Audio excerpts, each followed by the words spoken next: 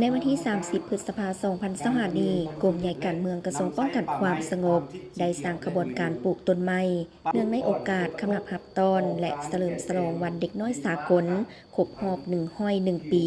และวันปลูกต้นไม้แห่งชาติครบรอบ 45 ปีที่ศูนย์รับตอนและฝึกอบรมวิชาเฉพาะกรมใหญ่การเมืองป้องกันความสงบ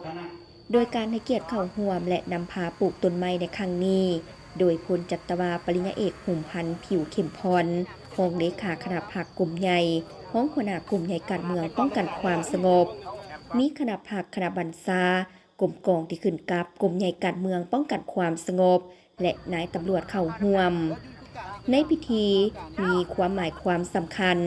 พันเอกปริญญาเอกเบียงไซธรรมสิทธิ์คณะประจำพรรคกลุ่มใหญ่การเมืองหัวหน้าห้องการกลุ่มใหญ่การเมืองป้องกันความสงบได้รายงานว่าเนื่องในโอกาสวันเด็กน้อยสากลและวันปลูกต้นไม้แห่งชาติที่หมุนเวียนมาอีกเวลาหนึ่งกรมใหญ่การเมืองป้องกันความสงบได้สร้างขบวนการปลูกต้นไม้ขึ้นอย่างเป็นทางการเพื่อเป็นการปกปักรักษาทรัพยากรป่าไม้ให้มีความยืนยงและอุดมสมบูรณ์เขียวงามและสามารถนำไส้ได้ยาวนานเป็นการเพิ่มเนื้อที่ปกหุ่มของป่าไม้ให้กว่าหลายกว่า 70 ส่วนห้อยตามคาดหมายที่แผนพัฒนาเศรษฐกิจสังคม 5 ปีครั้งที่ 9 ได้กำหนดไว้ให้ปรากฏผลเป็นจริงโดยเฉพาะแม่นเพิ่มเนื้อที่ปกหุ่มสีเขียวความอัตราให้สูงขึ้นสร้างระบบนิเวศและสภาพแวดล้อมธรรมชาติให้มีความสุ่มซื่น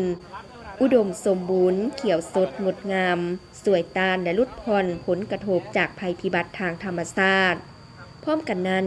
ก็เป็นการปลูกจิตสำนึกให้นายและพลตำรวจก็คือสังคมเห็นได้ความหมายความสำคัญและพร้อมกันทนุถนอมสิ่งแวดล้อมโดยเน้นใส่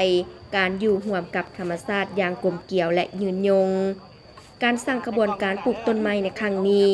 นอกจากการสร้างขบวนการเพื่อเฉลิมฉลองวันเด็กน้อยสากลครบรอบ101 ปีวันปลูกต้นไม้แห่งชาติครบรอบ 45 ปีแล้วยังเป็นการสร้างขบวนการเพื่อคำนับรับตอนกองประชุมใหญ่องค์คณะพรรคกระทรวงป้องกันความสงบครั้งที่ 6ซึ่งจะได้จัดขึ้นในมม.นี้